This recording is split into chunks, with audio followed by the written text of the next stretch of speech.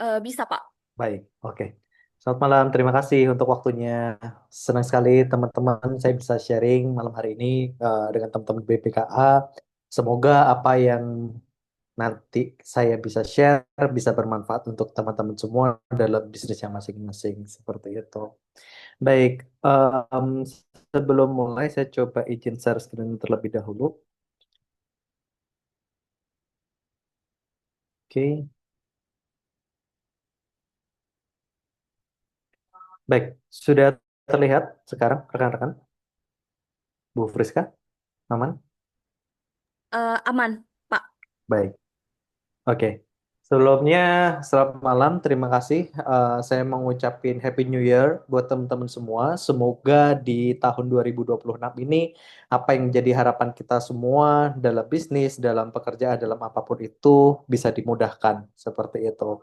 Nah, sebelum kita mulai, saya pengen terima kasih karena kesempatan ini menurut saya adalah kesempatan yang sangat menarik di mana saya bisa share sedikit ilmu yang saya sudah dapatkan seperti itu teman-teman. Di sini bukan berarti saya expert, tidak. Saya lebih ke pengen sharing aja pengalaman yang sudah saya dapatkan selama 10 tahun terakhir di dunia marketing, di dunia ekspor seperti itu. Nah, pada malam hari ini saya pengen membawakan sebuah tema yang menurut saya cukup menarik di mana hari ini sebenarnya ada sangat banyak international buyer yang membeli produk atau mencari produk mereka dari Indonesia. Tapi pertanyaannya kenapa bukan produknya teman-teman semua? Seperti itu. Nah, em, saya thank you banget untuk Ko Andrew karena buat saya personal Ko Andrew memberikan dampak yang cukup besar di mana saya belajar banyak dari pemikiran beliau, dari mindset beliau termasuk kenapa hari ini saya berani untuk ngobrol di depan teman-teman, sharing di depan teman-teman karena menurut saya ada satu kata-kata dari Pak Andrew yang menurut saya cukup menggelitik dan menggugah saya secara personal, yaitu ilmu itu harus gratis, gitu. Secara pengalaman saya cukup banyak sharing juga, baik untuk yang komersil ataupun untuk yang seperti ini. Akan tetapi dalam kesempatan BBKA, saya sangat senang. Kenapa? Karena teman-teman yang ada di BBKA itu mereka punya growth mindset. Itu yang saya senang. Seperti itu. Saya beberapa kali kolaborasi sama teman-teman dari BBKA dan it matters gitu. Jadi apa yang sedikit ilmu ini semoga nanti bisa ditularkan ke teman-teman bisa membantu dalam bisnis teman-teman sekalian. Nah, kita akan mulai terlebih dahulu. Sedikit perkenalan, teman-teman bisa panggil saya Koko. Saya ada di dunia manufacture, seperti itu. Saya ada untuk konveksi garment, kemudian itu termasuk salah satu hal yang saya ekspor juga.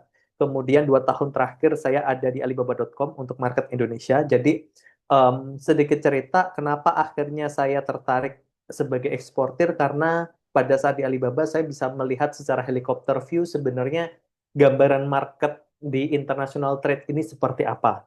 Jadi sebagai gambaran ada banyak hal yang sebenarnya sangat menggugah gitu kalau dari sisi data.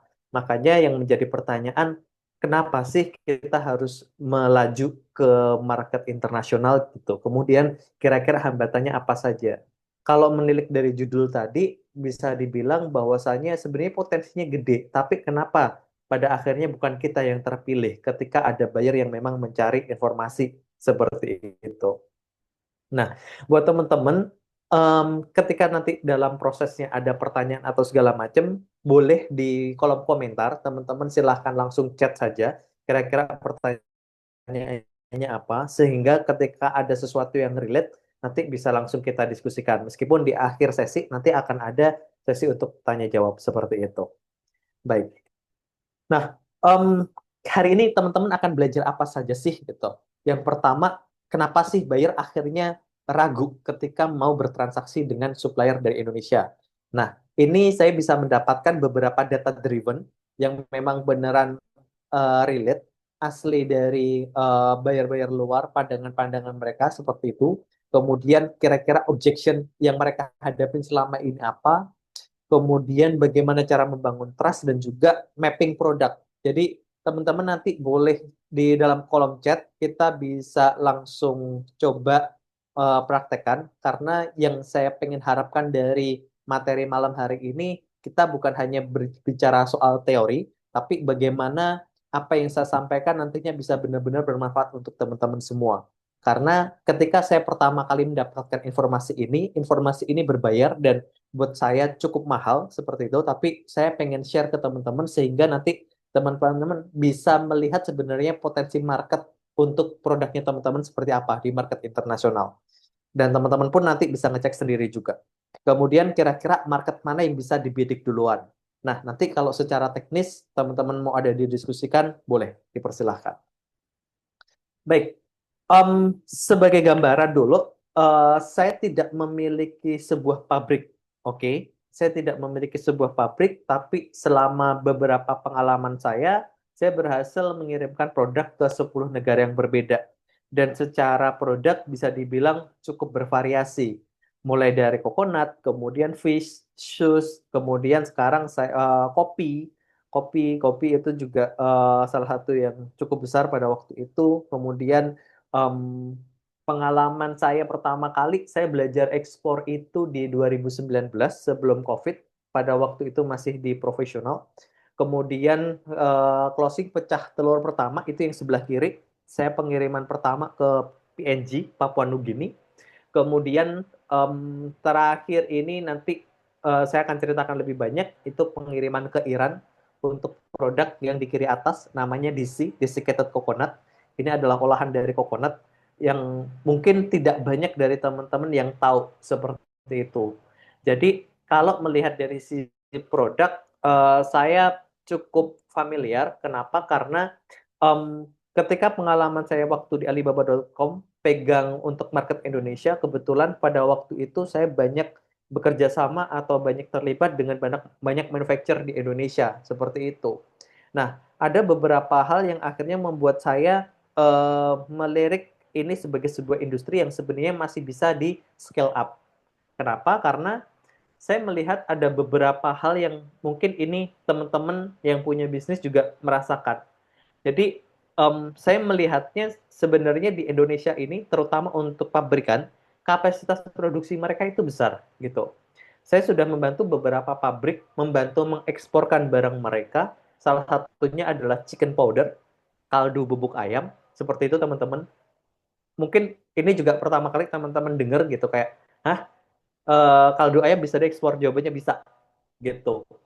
Dan ternyata Indonesia juga bisa memproduksi. Jadi market-market yang niche seperti ini yang saya sebenarnya malah lebih suka. Kenapa? Karena persaingannya tidak begitu berat, kemudian dari sisi pricing kita bisa masih main di blue ocean, kemudian barrier entry levelnya juga tidak mudah. Nah, itu yang bikin bikin saya suka. Padahal sebenarnya secara kapasitas produksi dari pabrik itu besar gitu. Mereka bisa memproduksi dengan kuantiti yang besar, kuantiti yang banyak. Kemudian yang kedua dari sudut pandang pabrik itu mereka juga pengen cost down. Artinya ketika menjalankan sebuah pabrik atau kemudian kapasitas produksinya belum maksimal, maka bisa dibilang dia belum belum mendapatkan the best price dari sisi OPEX, dari sisi produksi. Makanya ketika kita bisa membantu untuk mendapatkan market yang lebih banyak, maka cost down itu akan terjadi. Kemudian ada juga yang saya pernah membantu salah satu pabrik, bahkan dia belum pernah melakukan ekspor sama sekali, padahal secara produk mereka bagus, gitu. Jadi ini adalah sesuatu yang menurut saya menarik. Kenapa? Karena masing-masing orang memang memiliki capacity-nya sendiri, gitu. Kalau dibilang, Pak, kenapa nggak bikin pabrik sendiri gitu?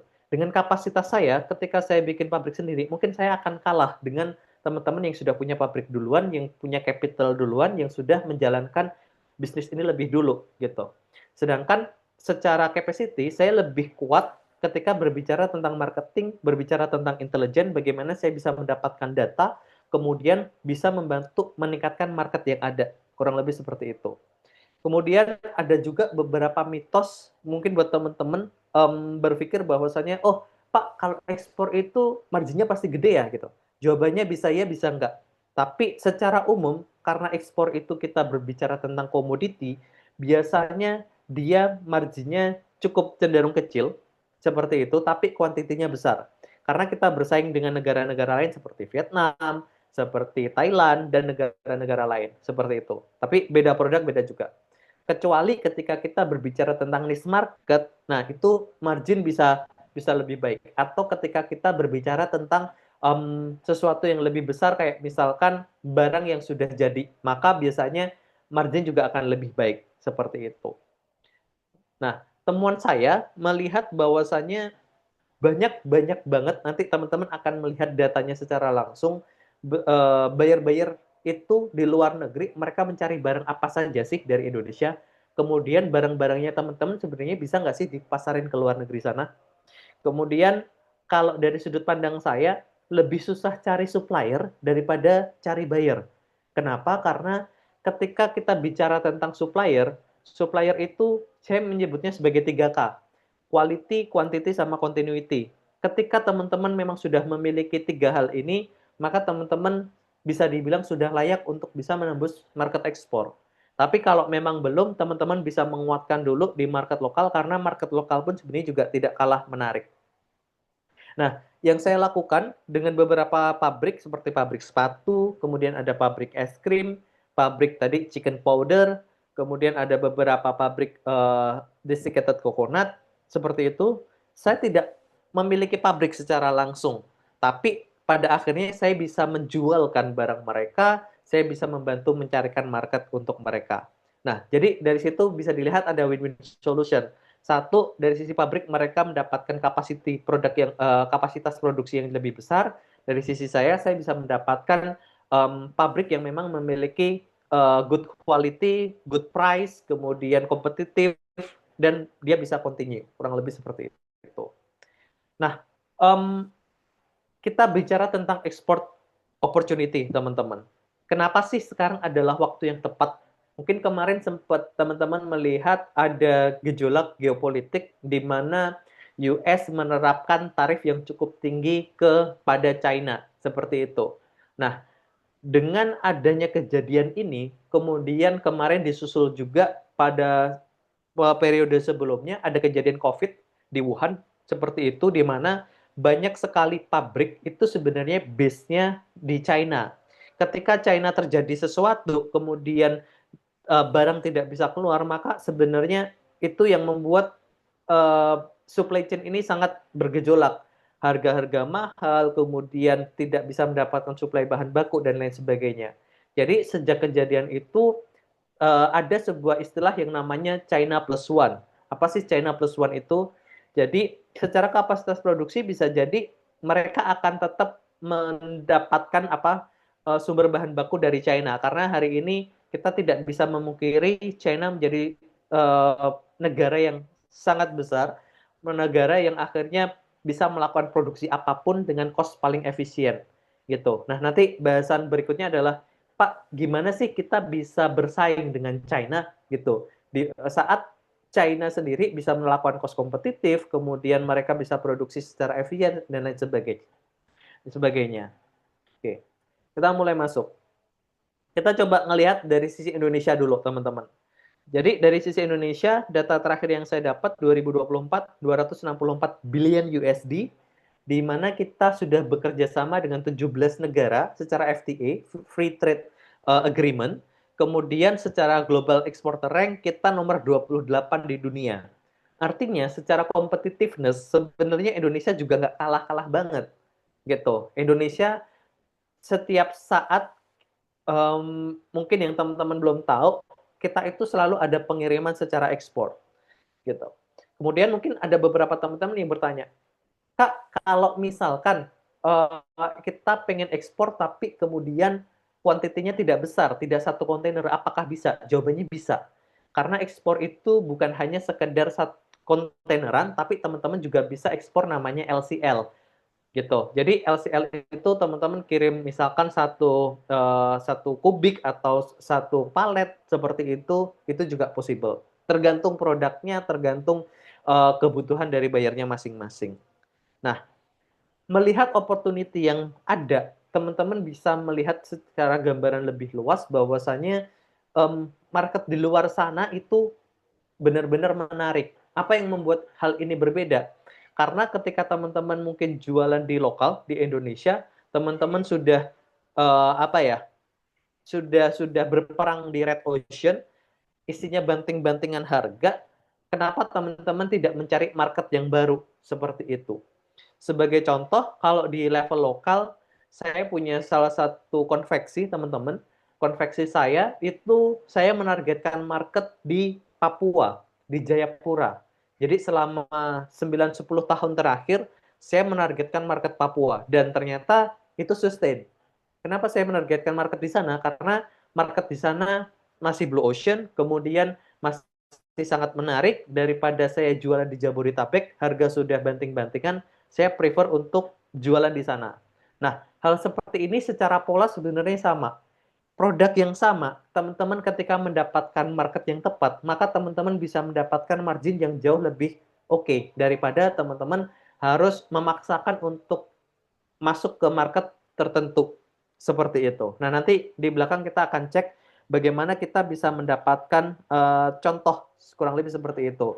Gimana sih dapetin market, kemudian gimana sih kita melakukan riset gitu. Nah, kita masuk bahasan lebih dalam terkait China Plus One. Jadi, kenapa sih beberapa buyer mereka dalam tanda kutip mulai leaving China?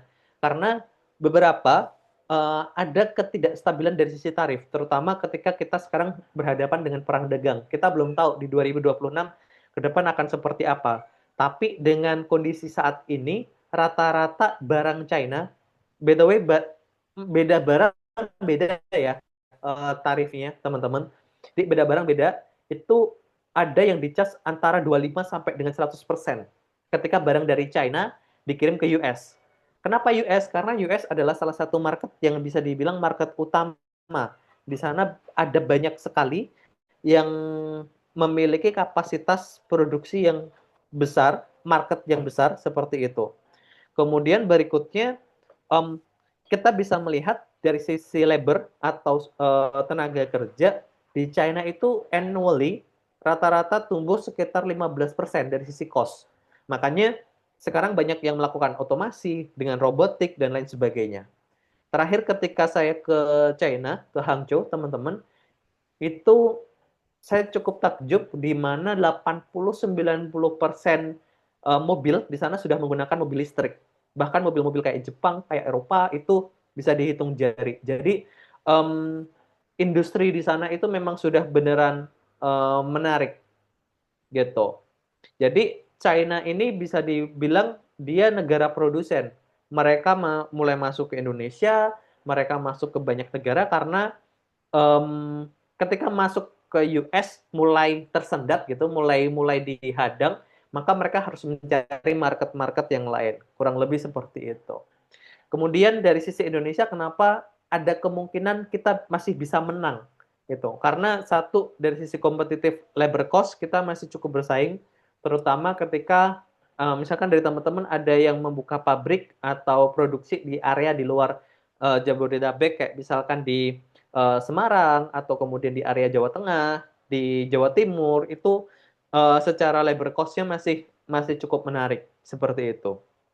Kemudian berikutnya dari sisi FTA, Free Trade Agreement, kita tadi ada 17. Apakah itu sudah cukup? Sebenarnya belum. Tapi daripada kita mengharapkan dari sudut pandang pemerintah, ya lebih baik kita tetap berusaha untuk mencari market mana yang memang sebenarnya bisa kita serve seperti itu.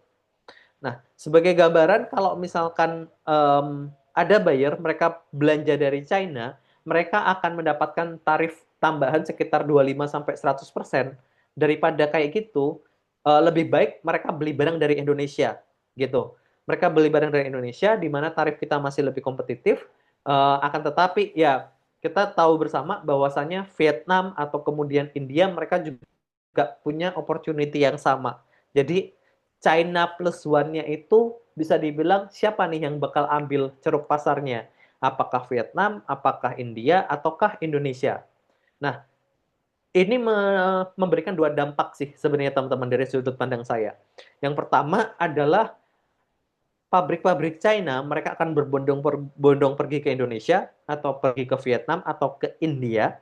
Kemudian mereka akan membangun kemudian mereka yang akan melakukan atau pengiriman langsung ke US atau ke market-market yang lain. Atau pilihan kedua adalah kita sebagai orang Indonesia, kita bisa nggak mendapatkan atau ambil opportunity ini untuk kita jual keluar. Nah, pertanyaan yang saya sempat lontarkan tadi, bagaimana kita bisa bersaing dengan China, seperti itu. Ini ada beberapa obrolan yang saya dapatkan ketika saya berbincang dengan buyer. Ini case-nya adalah sepatu ya, teman-teman. Di sepatu, kalau misalkan kamu cari yang murah, ya kamu silahkan pergi ke China. Tapi kalau kamu cari yang kualitinya oke, Indonesia masih bisa menjadi salah satu yang bisa dipertimbangkan. Seperti itu. Jadi Indonesia itu secara kacamata luar, kita itu sebenarnya punya quality. Tapi kalau misalkan di head to head kan dengan price only, ya kita kalah. Kita biasanya kalah sama Vietnam, kita kalah sama Malaysia, kurang lebih seperti itu. Tapi kalau in term of quality, kita bisa bilang bahwa kita masih jauh lebih unggul. Seperti itu. Nah, ketika berbicara supply chain global, kita juga nggak bisa menutup mata sama sekali karena beberapa sumber bahan baku itu juga asalnya masih dari China, teman-teman. Gitu. Jadi barang siapa yang dia ngambil opportunity ini selama 5 tahun ke depan, saya melihat bahwasannya ini adalah opportunity yang baik untuk hari ini untuk bisa mendapatkan market di luar sana. Seperti itu. Oke, saya sambil lihat apakah ada pertanyaan dari teman-teman. Oh, belum. Oke. Kalau ada pertanyaan atau discuss, silakan ya, teman-teman. Kita bisa sambil ngobrol. Nanti apa namanya, teman-teman punya pertanyaan apa, kita bisa diskusikan. Oke. Nah, tadi kita sudah bicara mengenai opportunity nih, bahwasannya ada gagasan China Plus One yang diinisiasi karena adanya tadi satu COVID, kemudian kedua ke ketidakstabilan geopolitik di mana itu akan sangat menimbulkan gejolak margin 25% bahkan sampai 100%. China bahkan sangat bisa untuk memindahkan pabriknya mereka ke Indonesia atau ke negara lain seperti Vietnam. Jadi pertanyaannya, kita mau nggak ambil kue tersebut gitu. Nah, berikutnya mulai masuk lebih dalam, di mana kita akan bicara tentang trust gap. Atau akhirnya kenapa sih buyer itu merasa tidak mau atau ragu untuk membeli barang tersebut dari Indonesia. Nah, teman-teman, saya punya satu tools intelijen di mana saya bisa mendapatkan um, social listening, orang ngomong apa di sosial media, di baik itu di Reddit, Twitter atau kemudian di TikTok, itu saya bisa dapetin dengan AI gitu. Termasuk kalau ada teman-teman di BPKA yang kemarin ada di grup, itu saya sempat bikin satu apa ya, satu Gemini custom di mana isinya adalah apa yang Ko Andrew bicarakan di sosial media, di TikTok, kemudian di YouTube, itu saya ambil datanya secara ditranskrip seperti itu, kemudian dijadikan satu mindset.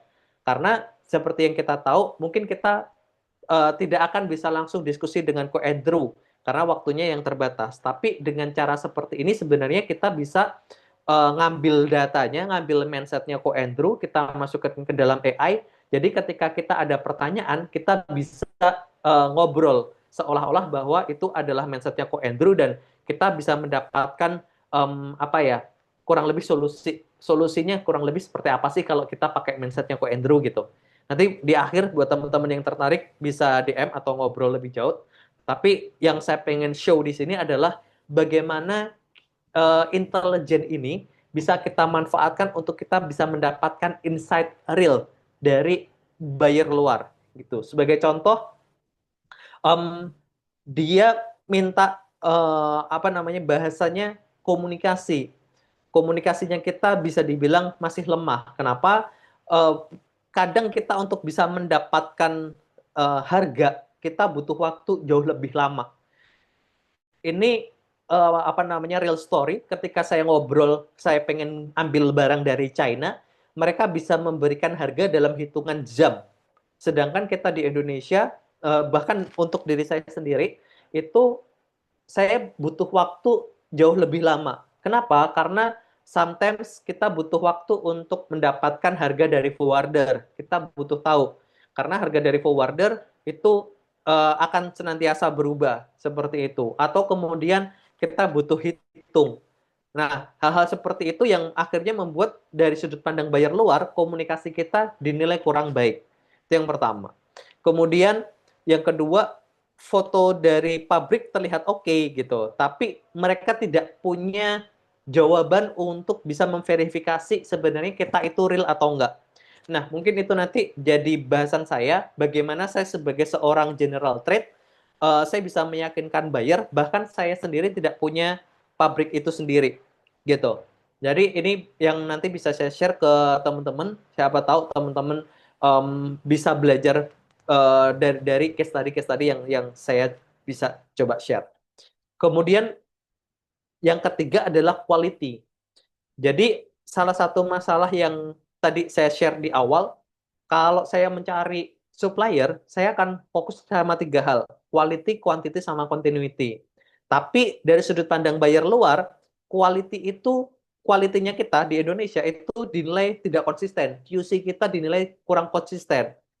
Dia order pertama oke, order kedua, ketiga belum tentu bisa menjamin kualitinya sama. Nah, itu yang sebenarnya bisa dibilang bahaya karena ketika kita bicara buyer luar, mereka tidak peduli untuk urusan internal kita, tapi yang mereka pedulikan adalah bagaimana um, apa yang mereka pesan itu bisa terdeliver dengan baik, seperti itu. Kemudian ini yang terakhir yang masih menjadi masalah secara cultural adalah timeline. Kita itu sering banget ngaret gitu. Ngaret dari hal yang dijanjikan. Karena ketika kita bicara tentang supply chain luar, mereka ada banyak hal yang uh, apa ya, yang dilakukan sampai akhirnya ini harus benar-benar tight secara waktu. Kita harus benar-benar on time. Karena kalau misalkan tidak, misalkan supply ingredient kita terlambat, maka produksinya akan terlambat. Saya pernah ada di satu sisi buyer itu sampai pesen dua kali, teman-teman. Satu via pesawat karena dia ngejar cepet, satu lagi via laut karena dia butuh quantity yang lebih banyak. Jadi buyer bisa jadi akan melakukan hal tersebut untuk memastikan secara produksi dia bisa langsung melakukan produksi secara real time karena kita dalam bisnis ekspor rata-rata kita mainnya B2B, business to business, di mana kita memberikan supply itu kepada pabrik-pabrik yang lain juga, kurang lebih seperti itu. Nah, dari empat hal ini kita bisa melihat bahwasanya yang menjadi masalah bisa jadi bukan produknya kita, yang menjadi masalah bisa jadi bukan tentang bagaimana cara kita present, tapi adalah tentang trust. Gimana caranya kita ngedapetin trust itu. Nah, kita bisa apa namanya? Kita bisa belajar ketika kita bisa mendapatkan lebih banyak informasi terkait dengan buyer tersebut, gitu. Oke. Berikutnya ini adalah piramida trust yang saya coba susun seperti itu berdasarkan real story, gitu. Yang pertama, yang paling penting adalah legitimasi. Artinya yang dibeli sama orang. Kalau misalkan dalam websitenya teman-teman misalkan belum bisa menghadirkan apa yang menjadi concernnya buyer, maka teman-teman bisa mempertanyakan lagi, apakah memang ini adalah cara yang tepat untuk berkomunikasi atau tidak, gitu. Sebagai contoh, bicara tentang legitimasi, um, saya meskipun tidak memiliki pabrik secara langsung, saya dengan jujur bicara dengan buyer saya bisa bilang bahwasanya saya memang tidak punya pabrik, tapi saya bisa membantu kamu kalau memang kamu ada kebutuhan barang ini. Dan saya bisa memastikan dari end to end, kamu akan mendapatkan barangnya sesuai dengan quality. Oke? Nah, ada satu kisah yang menarik untuk chicken powder. Waktu itu saya kirim ke Saudi, ke Pakistan, sama satu lagi ke Uni Emirat Arab, ke Dubai. Nah, ketiga negara itu, pada waktu itu saya dibayar 100% advance. Artinya, bahkan secara term of payment, buyer ini bisa percaya. Padahal saya bukan pemilik pabrik, saya tidak punya pabrik, tapi saya bisa mendapatkan trust-nya itu, teman-teman. gitu. Nah, gimana caranya? Karena saya jujur, saya kasih tahu bisnis saya juga memang beneran eksis, dari sisi produk juga accepted oleh buyer-buyer tersebut, kayak gitu. Bahkan dalam case ini, saya itu berkomunikasi hanya dengan dua channel, satu lewat WhatsApp, satu lewat email, dan dua-duanya bahkan saya tidak pernah telepon. Jadi beneran chat-chatan, email-emailan, tapi mereka dengan apa namanya, satu memang secara experience, tapi yang kedua adalah bagaimana kita membawa diri bahwa kita adalah orang yang bisa dipercaya. Kurang lebih seperti itu. Dan dia bisa melakukan payment 100% di awal. Jadi ketika bicara tentang ekspor, eh, apakah ini adalah sesuatu yang common? Jawabannya belum tentu juga. Jadi bisa, mungkin saya bisa bilang 1 banding 1000 lah. Tapi setidaknya memberikan opportunity bahwa hal ini mungkin, terutama buat teman-teman yang memang secara mungkin cash flow masih cukup terbatas. Artinya saya bisa produksi Pak, tapi saya butuh modal di awal seperti itu.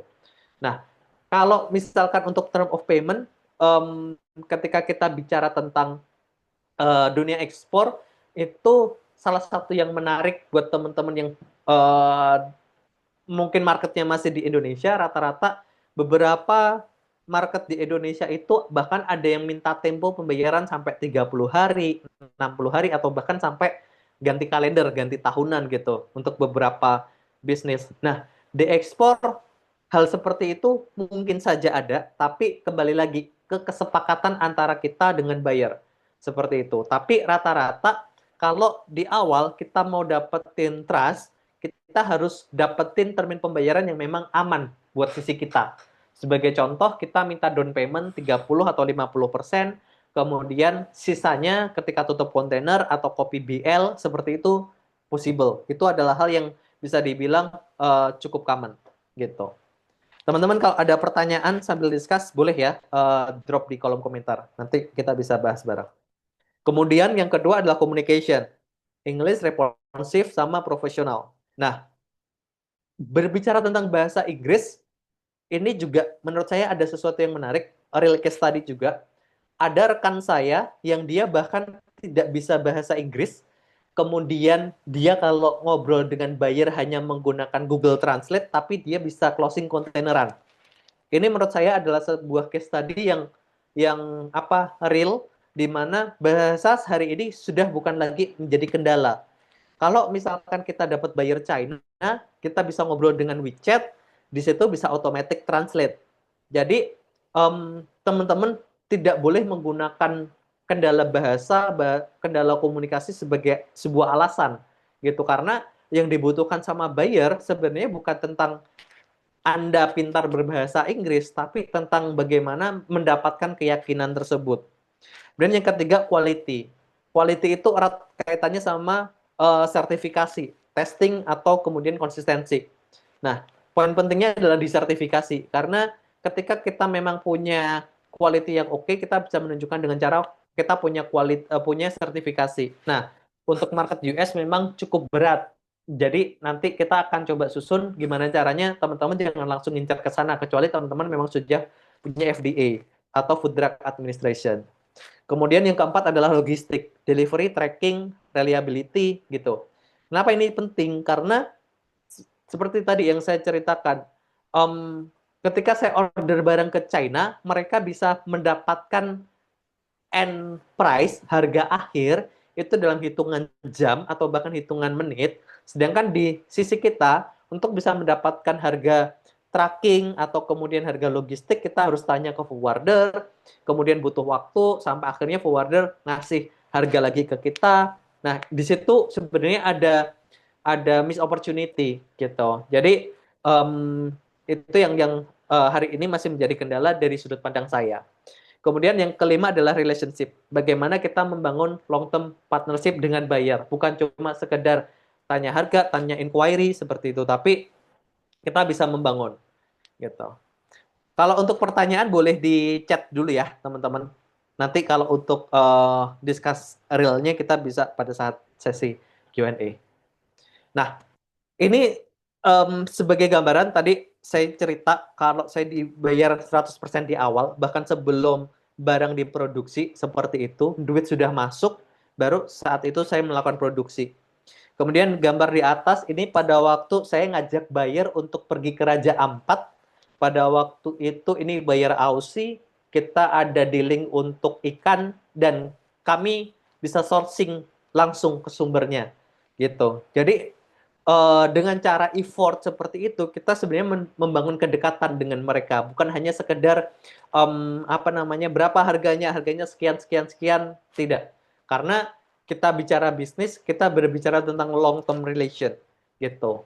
Kemudian saya bisa bilang bahwa trust itu di apa ya, earn gitu, didapatkan, bukan bukan dikasih gitu. Jadi apa yang membedakan?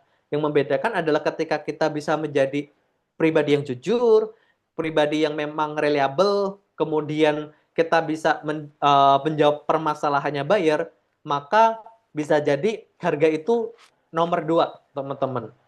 Sebagai contoh, di link saya terakhir dengan buyer dari Iran, mereka kena scam di Indonesia. Mereka sudah order di Indonesia, sudah down payment, tapi kemudian ternyata barangnya tidak dikirim, gitu. Nah, singkat cerita, karena dunia ekspor itu sempit ya, bisa dibilang kayak gitu, isinya orangnya itu lagi.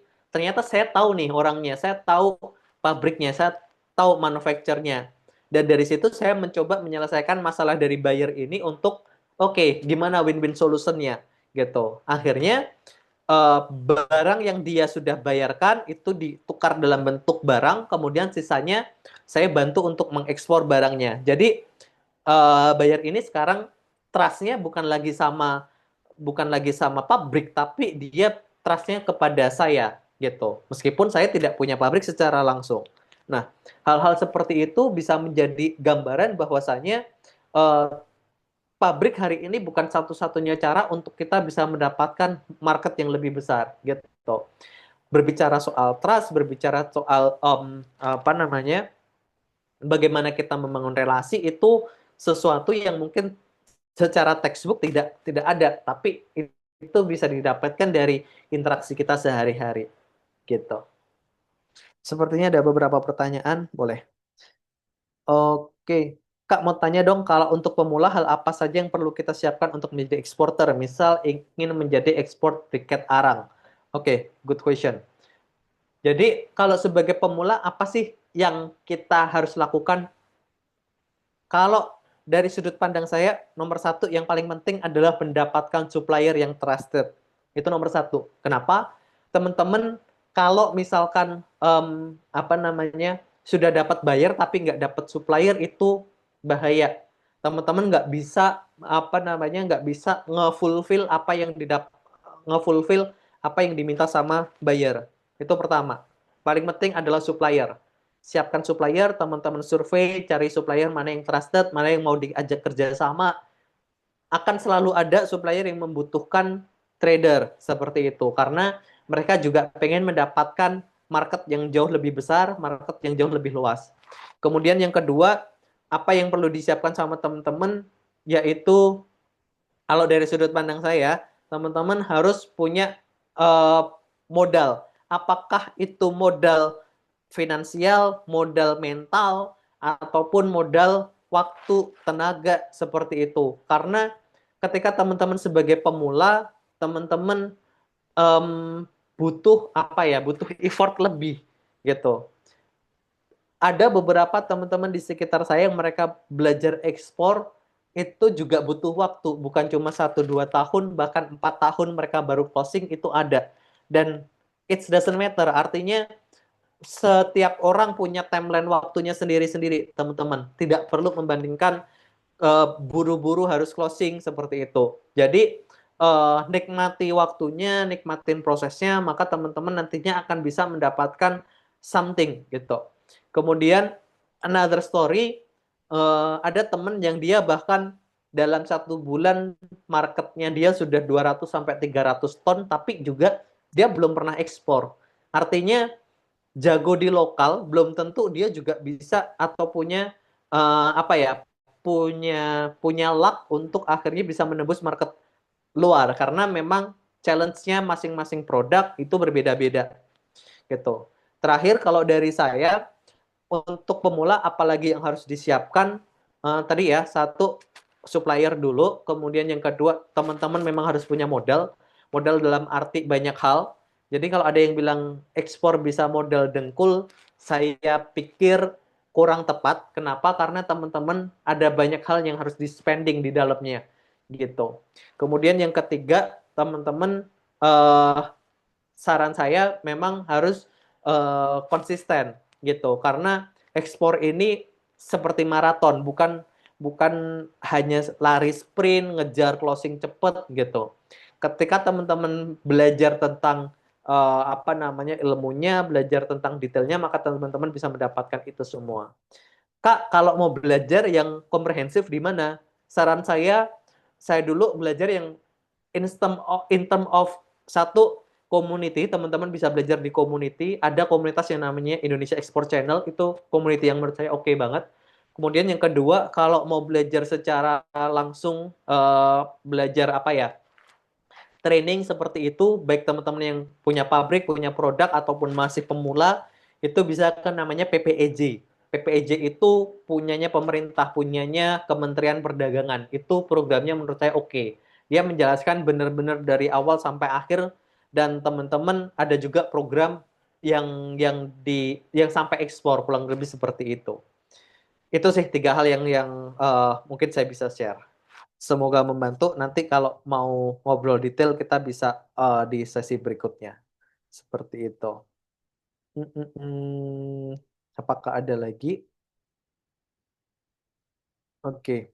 Hmm, Oke, kayaknya lanjut materi dulu ya. Takut nanti materinya belum selesai. Oke, berikutnya kita ngomongin intelijen nih, teman-teman. Ngomongin intelijen. Kenapa sih kita perlu mendapatkan lebih banyak informasi sebelum kita terjun? Karena yang membedakan hari ini dengan saya bisa bilang 10-15 tahun yang lalu ketika belajar tentang ekspor adalah dulu ekspor itu yang tahu informasinya hanya segelintir orang. Sekarang dengan adanya internet kita bisa mendapatkan informasi, akses sudah dipermudah. Jadi pertanyaannya kenapa teman-teman tidak mencoba gitu. Meskipun ekspor saya bisa bilang bukan sesuatu yang mudah dan bukan untuk semua orang, tapi it's worth to try gitu. Oke. Nah, ini 5 buyer objection. Uh, ini bisa dibilang mirip sama tadi. Mungkin saya tidak akan bahas terlalu banyak. Intinya kalau dari komunikasi, teman-teman usahakan untuk lebih fast respon, kemudian lebih responsif, terutama ketika teman-teman punya WhatsApp bisnis atau kemudian teman-teman punya website. Website matters banget dalam case study saya. Artinya bahkan 70% dari total closingan saya asalnya dari website. Sisanya dari mana? Sisanya dari reference. Kemudian quality teman-teman memang mau nggak mau kayak tadi kalau mau cari supplier usahakan yang memang sudah punya sertifikasi karena itu akan sangat membantu untuk teman-teman sudah apa ya selangkah lebih baik untuk mendapatkan kualitas yang memang beneran oke. Kemudian logistik, teman-teman bisa berpartner dengan forwarder. Kemudian yang terakhir adalah trade access. Artinya teman-teman juga bisa memetakan negara-negara mana yang secara kompetisi jauh lebih menarik. Seperti itu. Kemudian ini export package. Kalau tadi ada teman-teman yang mungkin masih pemula, kira-kira apa yang perlu disiapin? Ini boleh teman-teman screenshot seperti itu. Ini juga saya tidak pengen terlalu bahas banyak. Pada poinnya adalah ini beberapa hal yang memang teman-teman perlu siapin. Kayak misalkan mulai dari company profile, sertifikasi, email template-nya seperti apa, kemudian FAQ, ke MOQ, minimum of quantity, kalau buyer mau order berapa, kemudian HS code. HS code itu masing-masing produk akan berbeda-beda, atau kemudian cara kita mendapatkan buyer mau melalui jalur apa, LinkedIn kah, atau website kah, atau kemudian Google Business. Nah, itu ada banyak cara. Nah, ini lebih ke apa ya, checklist yang mungkin teman-teman bisa coba screenshot, kemudian kalau memang merasa mau menargetkan market ekspor, ya setidaknya checklist-checklist ini perlu teman-teman untuk penuhin seperti itu. Kemudian ini contoh juga, ini first email yang works, artinya yang bisa menjadi contoh template buat teman-teman kalau misalkan mau ngirim keluar gitu. Sebagai contoh, produk kita dari apa? Misalkan ini konteksnya adalah furniture gitu. Karena furniture ini kalau kita punya FSC atau kita punya fee legal kayak gitu, maka teman-teman akan cenderung lebih mudah untuk bisa mendapatkan buyer ekspor, kurang lebih seperti itu. Karena dengan cara seperti ini teman-teman sudah punya apa ya? Sudah punya quality yang terjamin dan sisanya adalah bagaimana cara meyakinkan ujung-ujungnya ada tentang desain, tentang harga, delivery time, dan lain sebagainya. Gitu. Jadi, Kak, emang email masih ngaruh ya? Kalau dari pengalaman saya, email masih ngaruh, tapi memang conversion to leads atau conversion to deal-nya itu memang cukup kecil. Bahkan bisa saya pernah kirim lebih dari 4.000 5.000 email mungkin cuma under 10%. Under 10% yang akhirnya memberikan feedback seperti itu. Kemudian yang akhirnya deal juga bisa dibilang lebih kecil lagi. Sama lah seperti funnel ketika kita melakukan sales funnel. Kurang lebih seperti itu. Kemudian, oke, ini yang menarik, yaitu target market. Di mana sih kita bisa mendapatkan target market yang tepat untuk barang kita? Nanti setelah ini kita akan langsung demonstrasikan. Jadi teman-teman bisa coba cek barangnya apa, nanti bisa kita langsung coba cek. Sebagai contoh, ini adalah negara-negara yang mungkin bisa bisa dicoba mulai gitu. Australia.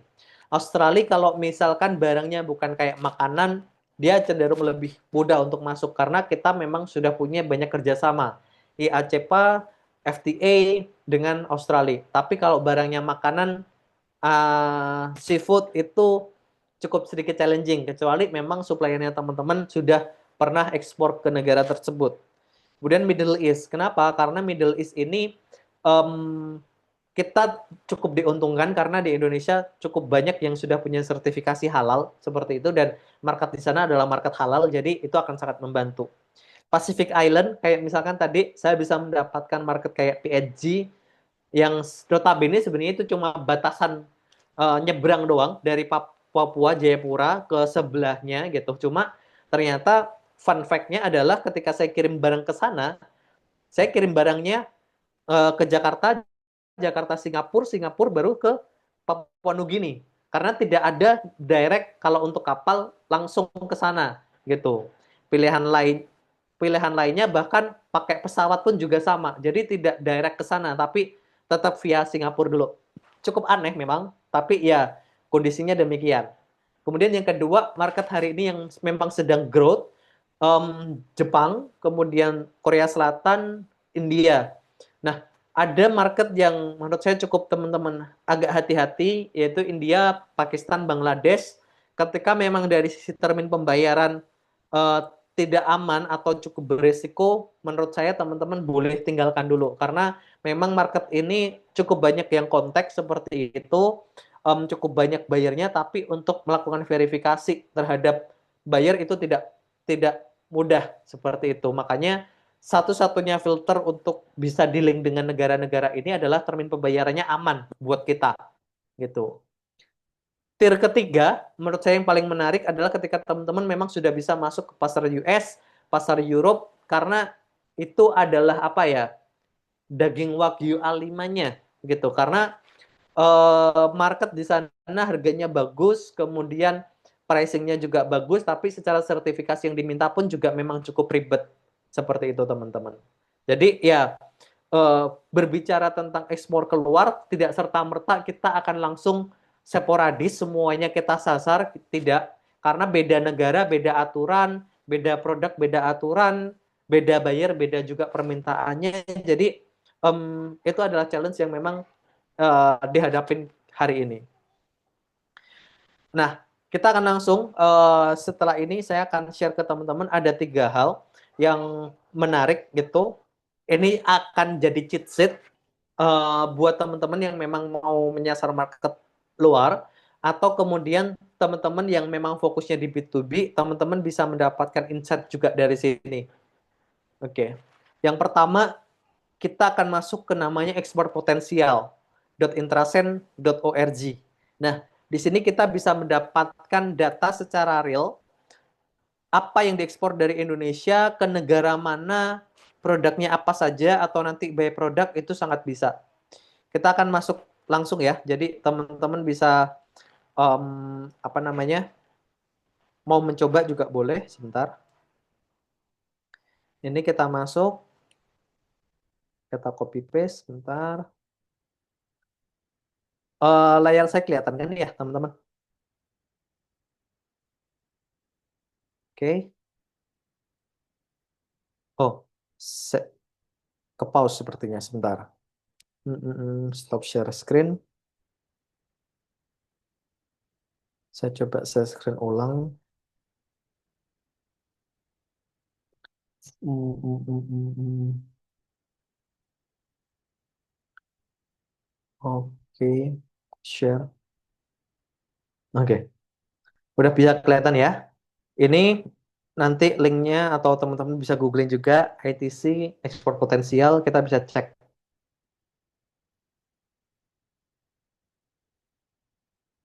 Saya sambil minum. Oke, ini ketika saya pertama kali tahu data ini dan ternyata ada sebuah website selengkap ini, saya cukup takjub teman-teman. Kenapa? Karena dengan data ini ada banyak hal yang bisa kita lakukan gitu. Sebagai contoh, ini eksporter dari Indonesia, kita masukin nama Indonesia. Kemudian misalkan kita mau masuk ke market mana?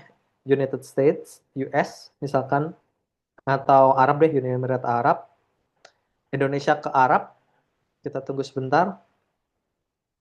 Di sini akan kelihatan total keseluruhan. Artinya barang apa saja yang selama ini dikirim dari Indonesia ke sana dan ini free gitu. Maksudnya teman-teman bisa register, teman-teman bisa ngulik datanya seperti itu.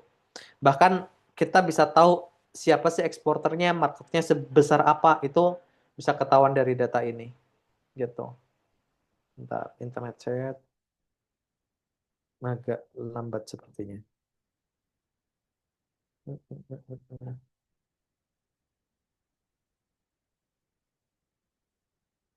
Oke, kita tunggu aja dulu. Paralel saya pengen sambil baca teman-teman. Ini tadi sudah. Saya ada barang komoditi tembakau. Kok saya masih sangat awam di bidang eksportir. Bisa kasih advice nggak apa yang harus dilakukan untuk mencari buyer supaya bisa ekspor barangnya step by step. Terima kasih. Oke. Tadi pertanyaannya mirip. Pastikan suppliernya ready. Teman-teman pelajarin juga dari sisi apa namanya peraturan.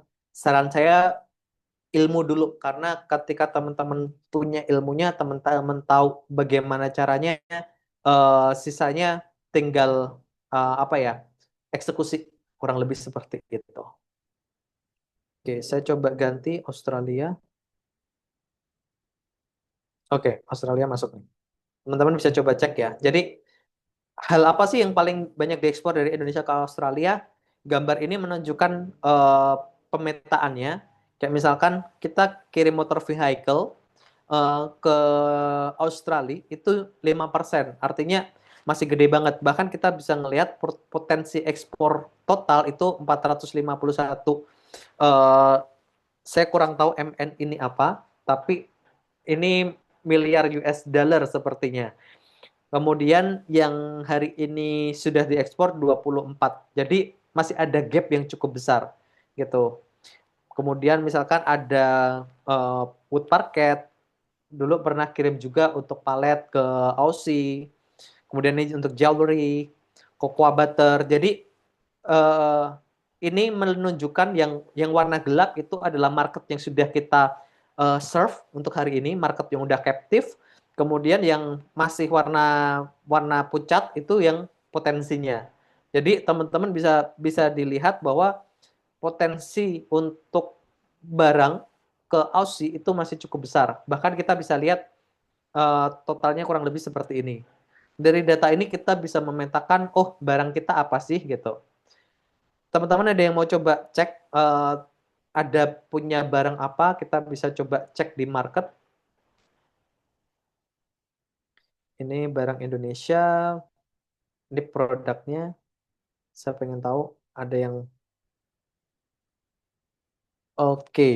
Nanti Incoterm, oke, Kraton, furniture kayu, close, cengkeh. Oke, kita coba close ya. Oke, kita bisa masuk ke sini, close. Nah, 0907 ini adalah yang dibilang sebagai HS code gitu. Oke, jadi kita bisa melihat kita sebagai negara Indonesia barangnya adalah close.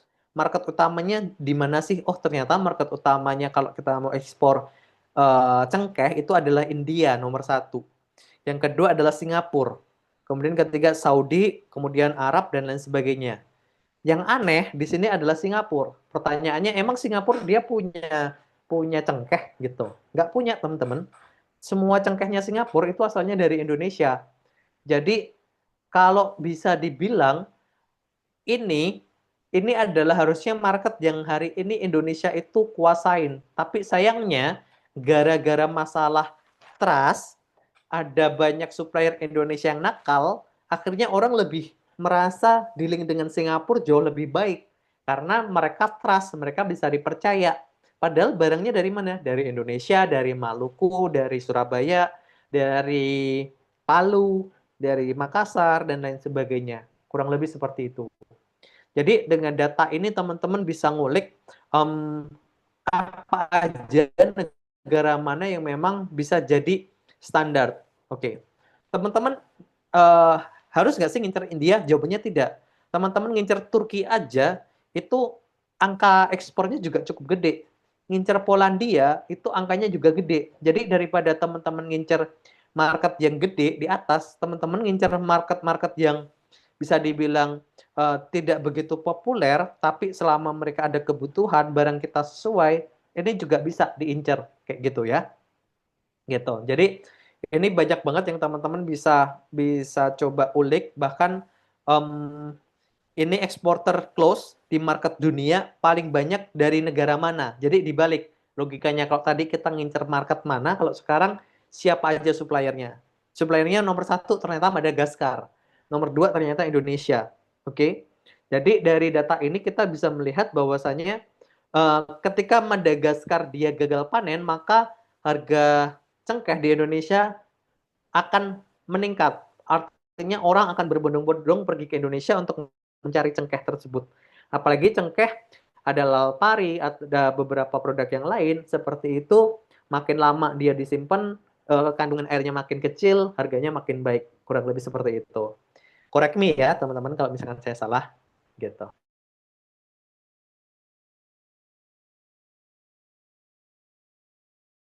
Yang berikutnya kedua, karena harusnya udah mulai sesi tanya jawab tapi nggak apa-apa. Kita coba move ke dua dulu. Website kedua yang pengen saya share ke teman-teman. Sebentar. Mm, mm, mm, mm, mm. Nah, Zoom.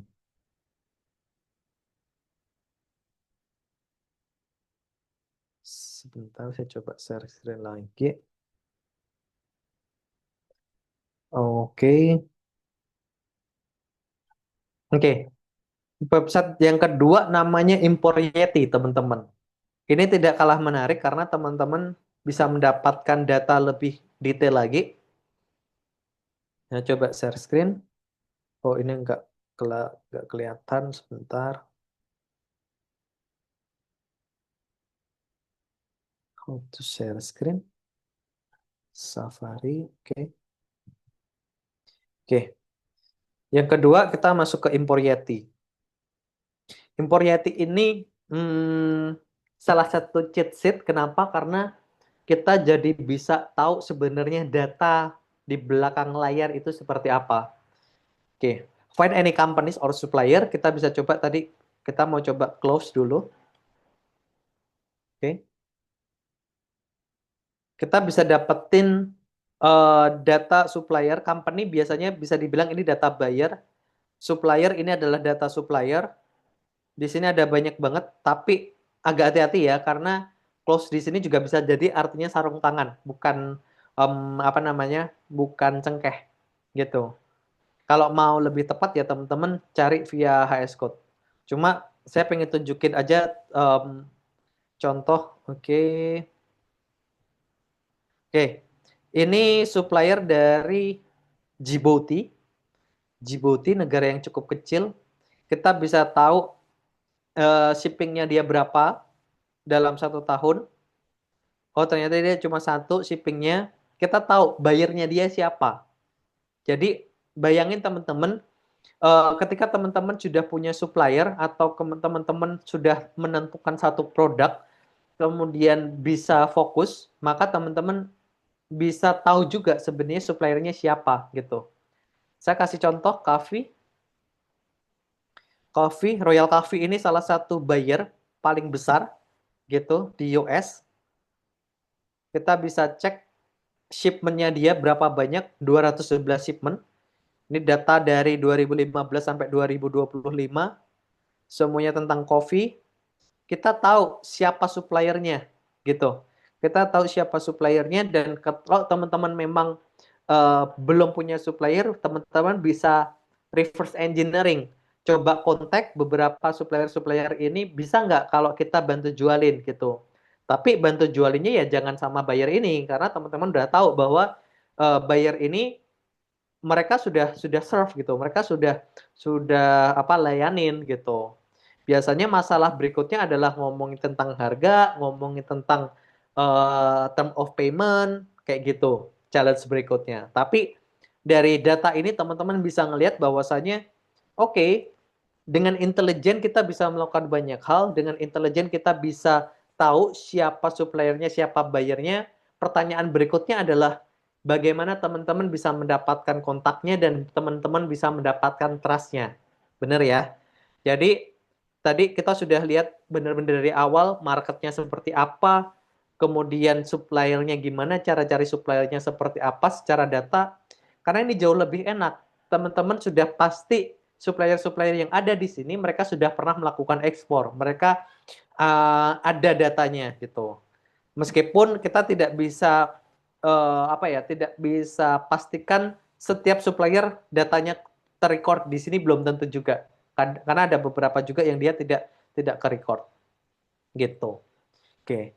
Kemudian akan saya lanjutkan langsung ketiga, yaitu gimana caranya kita bisa mendapatkan database customer.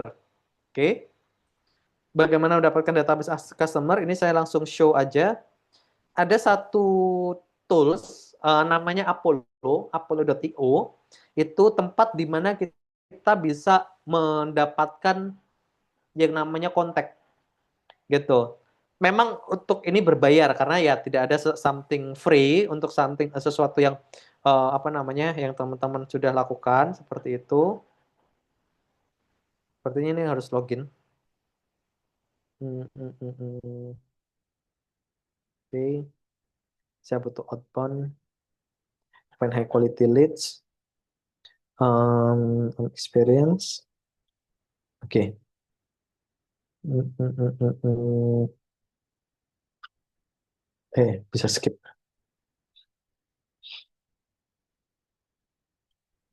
Oke, let's wait for a while.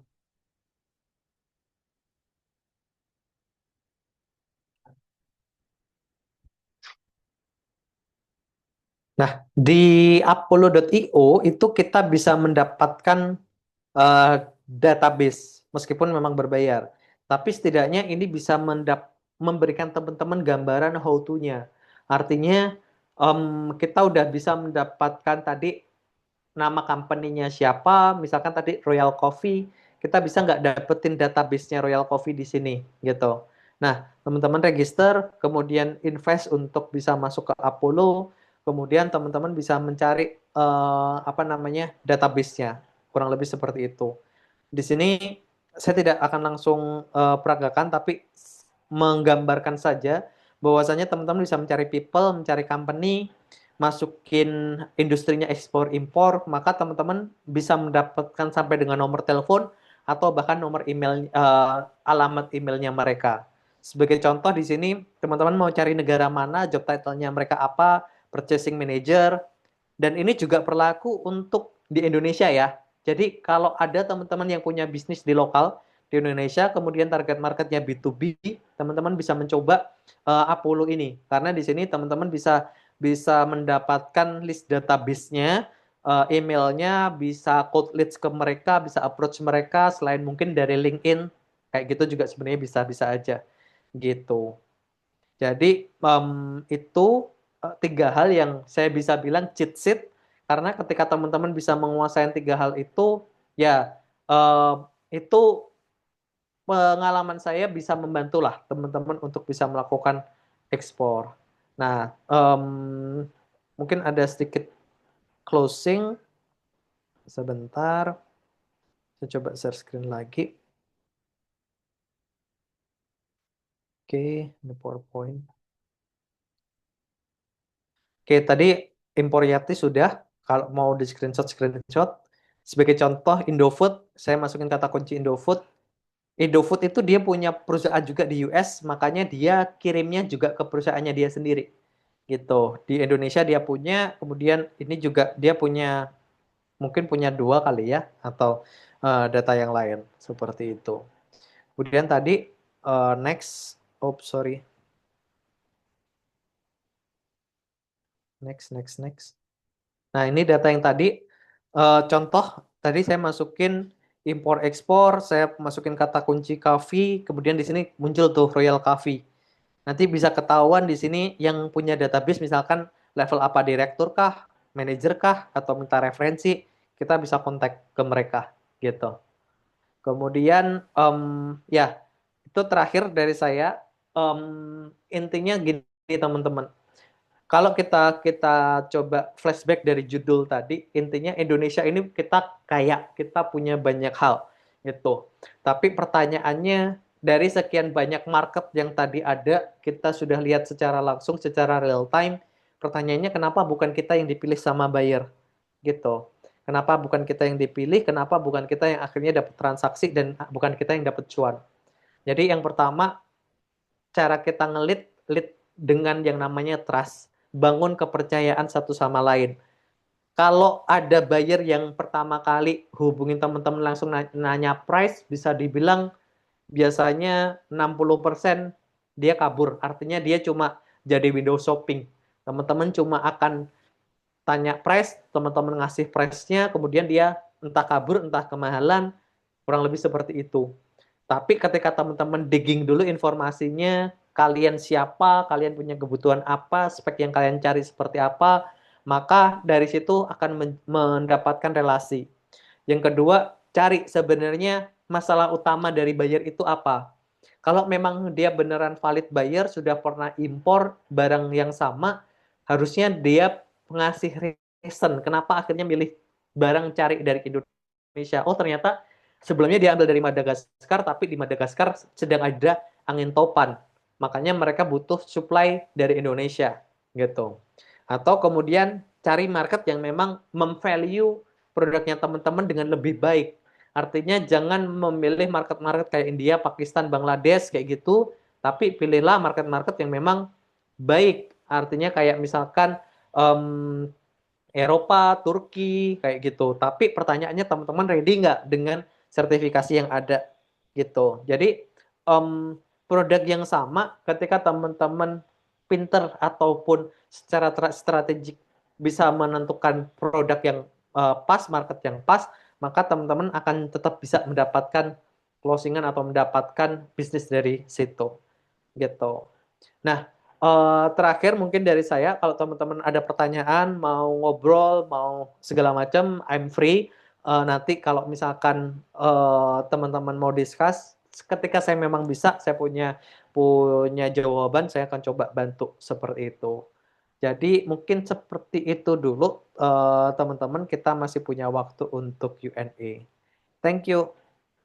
Terima kasih. Oke, keren banget nih sharingnya Pak Koko tentang ekspor. Jadi buat teman-teman, berhubung kita masih ada waktu, buat teman-teman yang mau bertanya boleh raise hand. Nanti kita pilih satu persatu, biar bisa langsung nanya ke Pak Koko ya. Oke, pertama-tama kita bakalan kasih kesempatan ke Pak Lukman.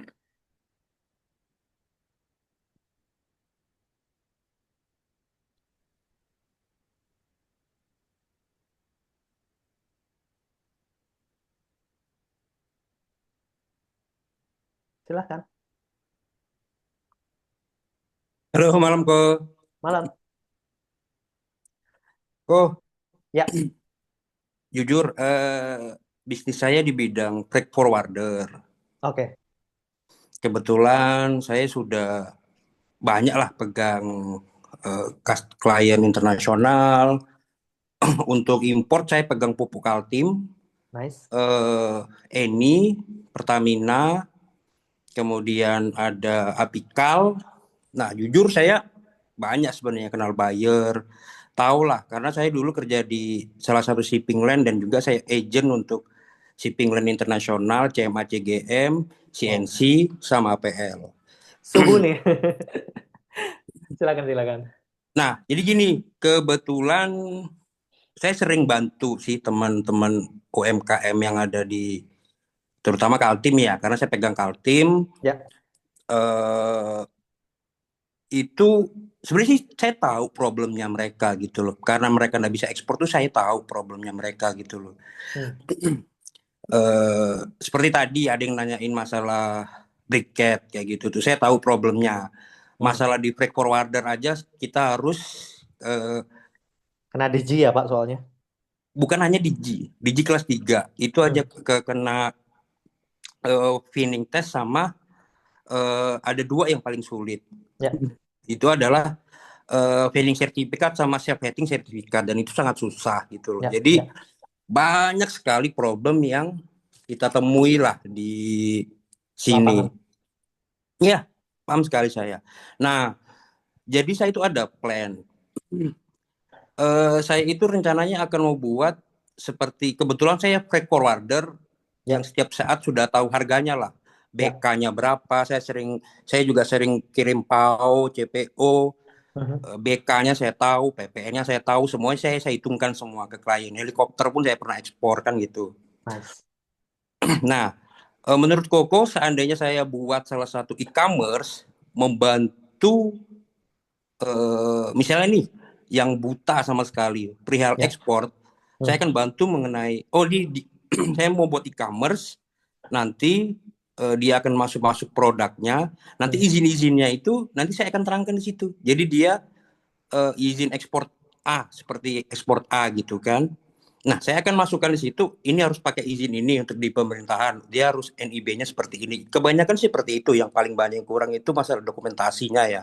Nah, Betul. menurut Koko, eh, potensi besar kah seperti itu? Karena saya sudah punya freight forwarder yang jangankan hanya ekspor 10-20 kontainer ya. Bahkan Ya, sekarang ini saya sudah rencananya ada kerjasama sama smelter nikel yang rencananya ekspor satu kapal gitu loh. Dan rencananya betul. di tahun depan itu kita sudah jalan gitu loh. Seperti itu Ya, sih. Karena banyak baik. banyak sekali buyer yang minta ke saya gitu loh. Minta ke Ya, saya, Pak, minta kirimin ini plywood. Saya tahu, Pak, plywood. Saya tahu ya, pabriknya di mana. Seperti itu sih. betul. Siap. Thank you Pak Lukman. Pertanyaannya bagus banget. Ini juga bisa jadi solusi karena Pak Lukman di lapangan kemudian tahu sendiri masalah-masalah di lapangan seperti apa, punya data, kemudian tahu secara teknis itu sebenarnya adalah apa ya? Competitive advantage yang tidak terhindarkan. Karena saya tahu salah satu mantan bos saya, salah satu crazy rich yang mungkin juga tidak kelihatan, beliau besar juga dari freight forwarder gitu. Beliau bahkan bisa charter satu pesawat untuk kirim manggis ke China seperti itu dan ada banyak hal lain yang menurut saya cukup menarik.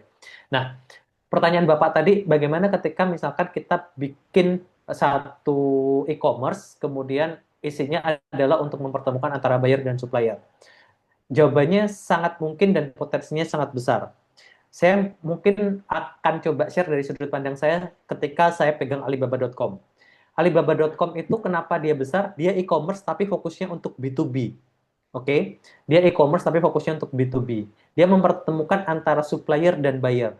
Tapi sebenarnya yang menjadi eh, kenapa Alibaba ini dia bisa besar, itu karena dia spending cukup banyak untuk mendapatkan buyer-buyernya. Artinya buyer-buyernya Bapak kan bukan cuma itu saja. Buyer-buyer Bapak harus harus dibesarkan juga gitu. Kemudian dari sisi supplier, suppliernya juga bukan cuma Indonesia, tapi ada banyak barang yang memang dia bisa keluar atau maksudnya bisa disuplai dari negara-negara lain.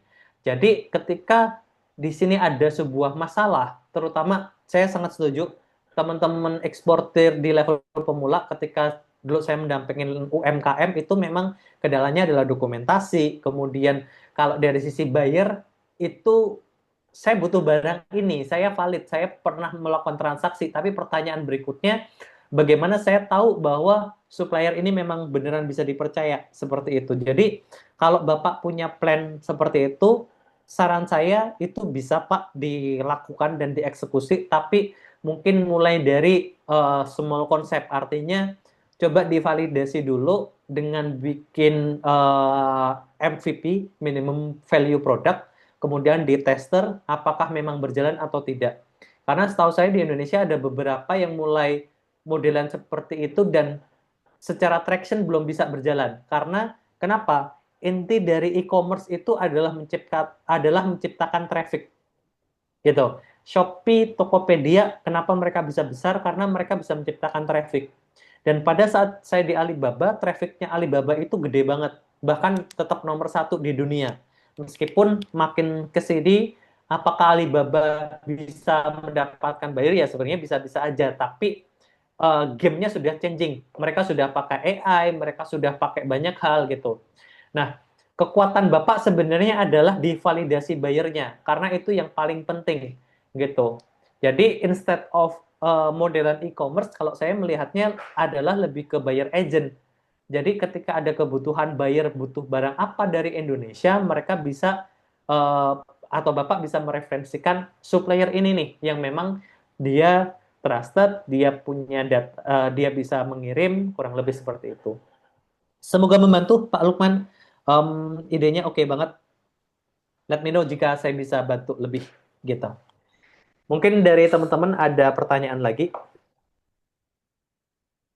Oke, terima kasih pertanyaannya Pak Lukman. Kemudian kita lanjutkan ke Pak Winemart.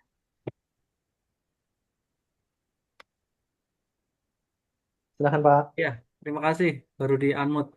Eh, terima kasih banyak Koko Sasongko ya. Saya Siap. Nasrul kok namanya kok. Pakai Siap. ini akun kantor ya.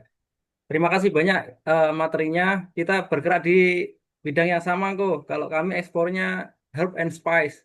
Ah, nice. Iya, herbal sama rempah gitu ya. Dulu secara kebetulan waktu kuliah itu dapat buyer dari US kok. Wih, Sampai keren. sekarang alhamdulillah ya.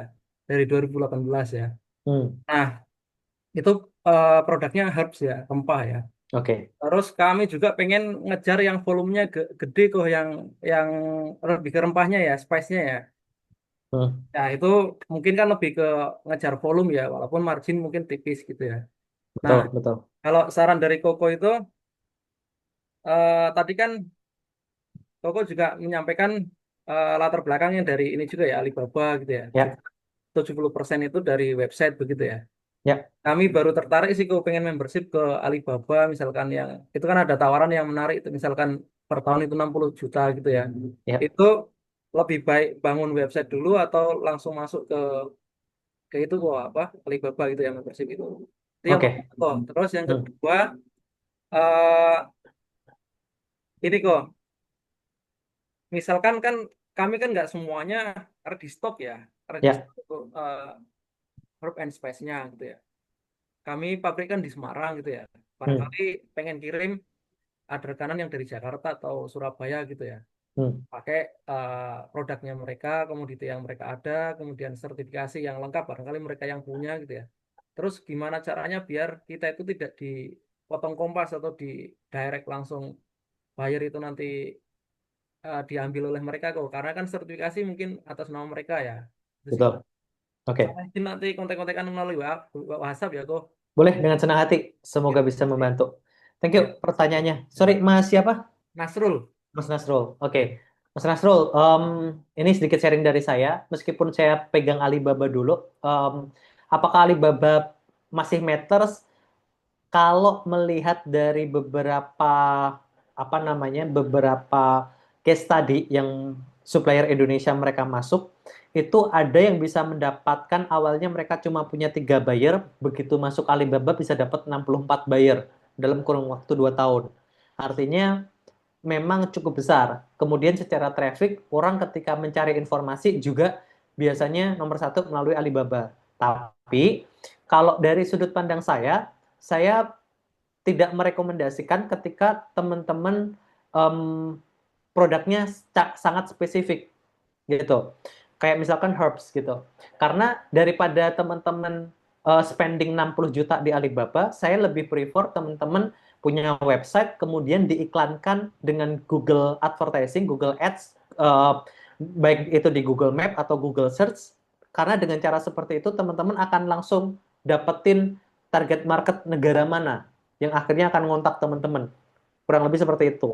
Dengan spending 60 juta berarti 12 sebulan teman-teman spending 5 juta untuk iklan Google Ads itu resultnya harusnya sudah cukup kenceng dan bisa apa namanya bisa terreflek lah ke penjualan kurang lebih seperti itu karena yang saya rasakan sendiri secara langsung itu saya bisa bisa bilang cheat sheet yang saya lakukan gitu. Saya main dari di website atau bahkan lewat sosial media dan buyer yang hubungin kita. Karena ketika buyer hubungin kita itu eh, tingkat apa namanya tingkat konversinya akan jauh lebih tinggi daripada kita yang outbound, kita yang approach ke mereka. Biasanya seperti itu. Itu yang jawaban pertama. Jadi menurut saya kurang wise ketika barangnya teman-teman memang tidak banyak dicari di Alibaba gitu jawabannya karena di Alibaba sendiri juga uh, mereka punya produk-produk kategori yang apa ya produk hero kayak misalkan teman-teman produknya furniture itu Indonesia banyak tuh dicari di Alibaba tapi kalau memang bukan saran saya jangan kemudian yang kedua bagaimana agar buyer tidak potong kompas karena secara sertifikasi memang kebanyakan punyanya supplier gitu nah kalau untuk hal ini dalam bisnis ya terutama itu memang agak susah kecuali kita satu memang dapetin trustnya dari sisi buyer, kemudian yang kedua kita kerjasama sama suppliernya. Artinya ke supplier pun kita tanda tangan NDA. Kalau misalkan buyer ini kontak, kita tetap pakai harga yang sama ya, gitu. Jadi dari sisi suppliernya pun juga menjaga hal tersebut. Pertanyaannya mereka mau nggak diajak kerjasama untuk jangka panjang. Jangan sampai isinya cuma 1-2 kali transaksi, terus udah. Kemudian kalau yang di case tadi saya, baik itu sertifikat halal atau bahkan sertifikat HACCP, itu kan nggak mungkin dari saya sebagai trader, dari general trade gitu. Ya itu tetap tetap adanya di manufacture. Tapi yang saya bisa bilang kepada buyer adalah kalau misalkan kamu dealing sama saya, kamu bisa mendapatkan satu peace of mind, kamu nggak perlu ribet, karena tidak semua orang dari sisi pabrik juga mereka fluent untuk ngajak discuss, fluent untuk ngajak apa namanya komunikasi yang asik sama bayarnya, gitu. Jadi yang dibangun sebenarnya adalah relasi itu sendiri. Kalau kita memang pengen jangka panjang, another alternatif sebenarnya ya bisa aja pakai apa namanya uh, CHBL mungkin nanti bisa via Pak Lukman gitu. Tapi ya menurut saya lagi-lagi kalau namanya bayar nakal dan memang mau cut off, mau potong kompas ya sebenarnya bisa-bisa aja tergantung mereka. Jadi dua hal lah yang dijagain dari sisi bayarnya kita jaga relasi, dari sisi suppliernya ya kita tanda tangan NDA, kita kerjasama bareng, kita jalin relasi juga sama mereka karena kadang supplier juga ada supplier yang nakal, ya namanya dalam bisnis ya gitu. Mereka tetap pengen dapetin margin lebih kayak gitu. Tapi ya kalau memang ujung-ujungnya dia ke bebas ya, saya pun pernah mengalami ya udah akhirnya bisa nggak kita bisa dapetin alternatif lain gitu aja sih Pak. Nasrul.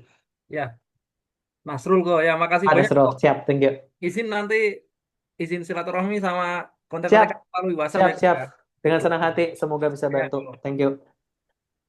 Oke, terima kasih buat pertanyaannya, Pak. Kemudian kita bakalan lanjut ke Kak Arwani Asia.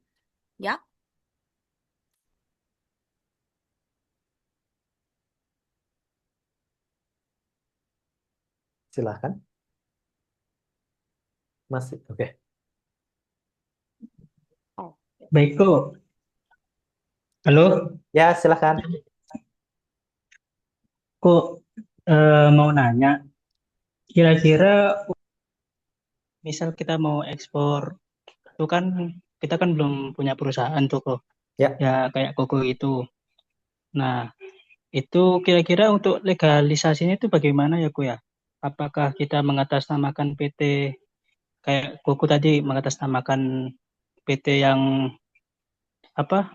Yang Koko ekspor tadi tuh loh, kok. hmm, Itu gimana ya, kok? oke. Ada dua cara. Itu aja pertanyaannya, Mas Arwani.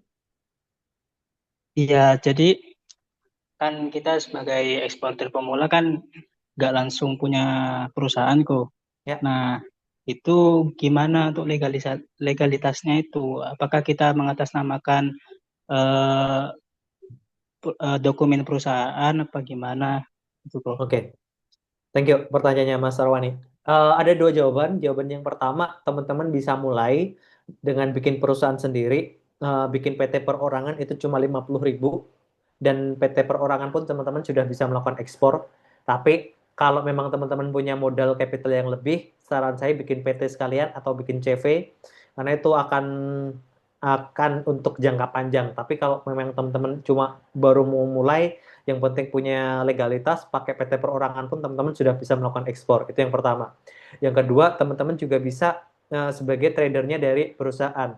Artinya teman-teman bisa ekspor menggunakan nama perusahaan tersebut dan teman-teman mendapatkan yang namanya commission fee atau mendapatkan manajemen fee, kurang lebih seperti itu. Dan dua-duanya tidak masalah.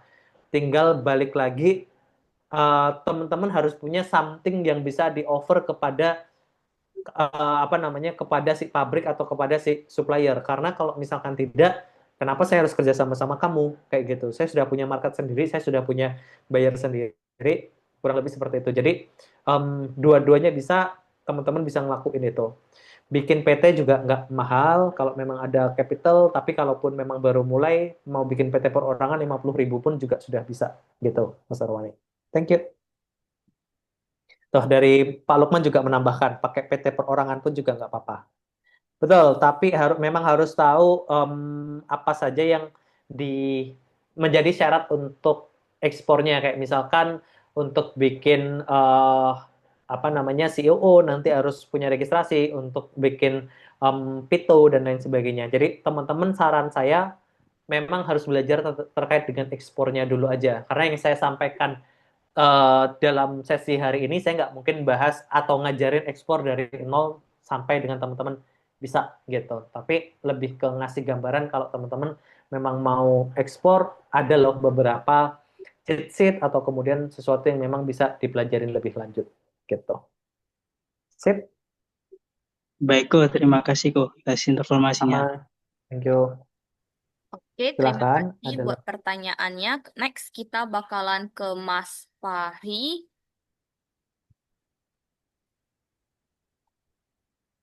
silakan Pak Fahri. Tes, apa suara saya terdengar? Sudah aman Pak? Silakan Pak. Oke, tadi kan terima kasih untuk waktunya. Terima kasih kok untuk waktunya. Tadi yang dibahas kan terkait produk dan itu kan diekspor ya. Nah, kalau misalkan dari segi jasa sendiri, nah itu untuk tools-toolsnya, untuk analisa pasarnya dan behavior dan segala macamnya, bukan sampai mendapatkan database. Itu toolsnya apa kok? Nah, terus untuk kecenderungan untuk pembayaran, Mhm. aku yakin sih kok udah banyak banget untuk klien udah melakukan banyak yang udah melakukan pembayaran ke Koko itu menggunakan fiat dari negara masing-masing atau terkonversi menjadi USDT misalkan. Seperti itu aja. Terima kasih. Oke, good question. Pak Fahri boleh tahu jasanya di bidang apa? Izin tadi suaranya terputus gimana kok? Jasanya di bidang apa? Ada agency sama private jet. Agensinya agensi digital marketing? Oh, bukan. Jadi saya Apa? punya travel agent sama private jet. Jadi charter gitu modelnya. Oh, I see. Oke, noted. Baik. Kalau untuk modelan jasa, ini use case yang menarik sih.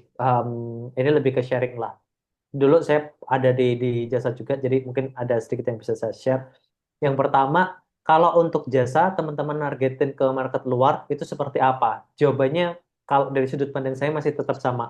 Teman-teman yang pertama harus punya website, karena itu adalah rumah buat teman-teman jualan. Kemudian yang kedua, teman-teman harus menargetkan advertising, misalkan dari Google Ads ke negara-negara yang memang teman-teman targetkan, gitu. Terus kalau misalkan bagaimana untuk mengukur market, kalau misalkan dari sisi jasa, teman-teman bisa pakai yang namanya Google Google Google Trend. Jadi Google Trend itu teman-teman bisa track yang namanya kata kunci dari bisnisnya teman-teman itu paling banyak muncul di negara mana atau wilayah mana, dari situ teman-teman bisa menargetkan. Jadi dengan cara seperti itu akan lebih spesifik gitu. Kemudian yang kedua, bagaimana untuk term of payment? Term of payment itu kalau untuk bayar luar rata-rata pakainya USD. Tapi mau pakai USDT dengan kripto segala macam sekarang di dunia ekspor pun terus juga sudah mulai common. Artinya itu juga bisa digunakan gitu. Kemudian sebagai contoh, saya bisa bikin rekening luar negeri, teman-teman, di US sana itu pakai namanya akun dari Gray. Jadi di Gray itu saya bisa bikin akun atas nama saya personal atau atas nama perusahaan, tapi bikinnya rekening USD dan banknya adalah bank di Amerika gitu. Itu juga akan sangat membantu karena beberapa rate konversinya ketika dirupiahkan itu jauh lebih bagus. Sebagai contoh terakhir saya konversi ke rupiah itu hari ini rupiah 16.700 sorry, hari ini 16.600 kalau nggak salah. Kemudian kemarin saya sempat konversi 16.700 jadi rupiah.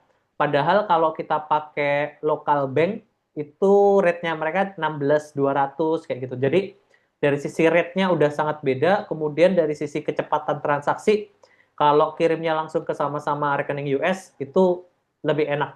Itu salah satu cheat sheet juga yang saya bisa share ke teman-teman. Gitu. Semoga membantu Pak Fahri. Oke, terima kasih. Izin save nomornya kok. Siap, silahkan. Dengan senang hati. Mungkin saya coba jawab ya, ada beberapa yang ada di ini sepertinya, di kolom chat. Oh, Oh, oke. oke, Pak Endi, Million, thank you.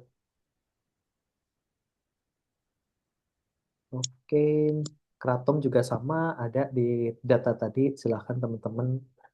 Oke, ini ada pertanyaan dari Om Seichi, ngomongin tentang Incoterm.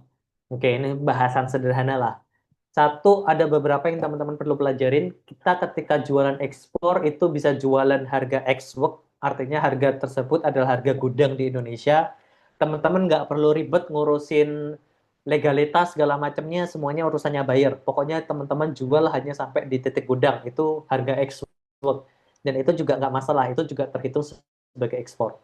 Kemudian yang kedua adalah harga FOB. FOB itu harga dari gudangnya kita sampai dengan di pelabuhan negara kita. Artinya misalkan di Tanjung Priok, di Tanjung Perak, tapi sudah sampai di atas kapal. Artinya segala sertifikasi fitosanitari atau kemudian inspeksi atau kemudian tracking dari pabrik sampai dengan ke pelabuhan, kemudian ada biaya EMKL, Lolo, dan lain sebagainya itu sudah harus include. Itu FOB. Jadi tanggung jawab kita cuma sampai di atas kapal di negaranya kita. Itu. Kemudian ada namanya CNF, cost and freight, atau juga bisa disebut CFR, itu juga sama. Itu FOB ditambah dengan namanya ongkos freight, ocean freight. Dari negara kita, dari Tanjung Priok sampai misalkan ke Port Klang, Malaysia, atau ke Abu Dhabi, atau kemana. Nah, itu ditambahkan, misalkan harga FOB 1.000, harga freight-nya berapa, nanti tinggal ditambahkan. Kurang lebih seperti itu. satu lagi terakhir ada CIF itu ditambah dengan insurance. Itu gambaran singkatnya teman-teman. Tapi kalau pengen dapat detail ya harapan saya teman-teman harus mempelajari lebih lanjut karena ini memang cukup penting sebelum teman-teman akhirnya terjun di dunia bisnis ekspor. Seperti itu, Seichi. Thank you. Ada lagi. Oke, tadi ada yang tadi share Gemininya Ko Andrew. Boleh saya coba carikan linknya sebentar ya, teman-teman. Nah, di situ cukup menarik karena saya sendiri pun ketika saya mentok, saya bingung, saya bisa discuss dengan si Gemini atas nama Ko Andrew yang memang sudah diramu sedemikian rupa. Apakah itu perfect sih? Enggak juga, tapi setidaknya teman-teman bisa mendapatkan gambaran tentang apa yang dilakukan gitu. Bit.ly slash, kemudian saya bikin bit.ly sebentar. Sorry.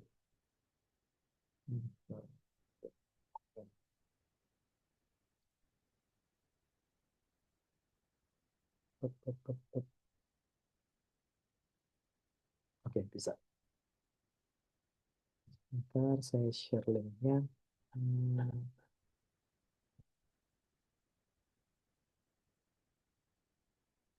Oke, bit.ly slash mentoring Ko Andrew. Di situ ada apa namanya?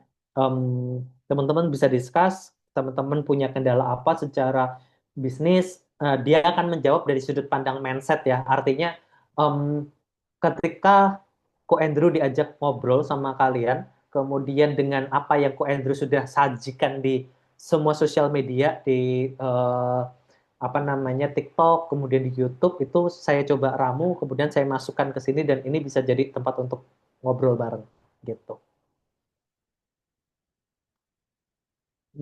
Masih ada lagi kah teman-teman? Boleh tahu IG-nya? Oke, ini personal saya @kokomotret. Tapi nggak jarang sih, nggak apa-apa. Follow ya teman-teman. Oke, ada lagi.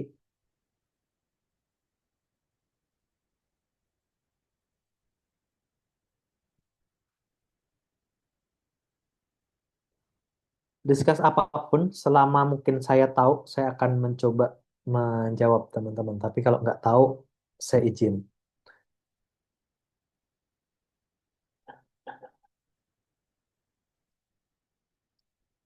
Masih ada?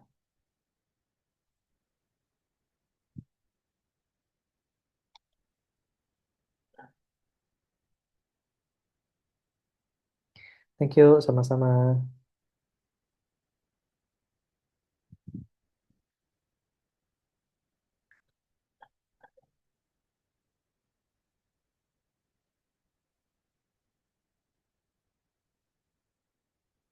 Ada teman-teman yang mau discuss lagi pertanyaannya? Thank you, thank you.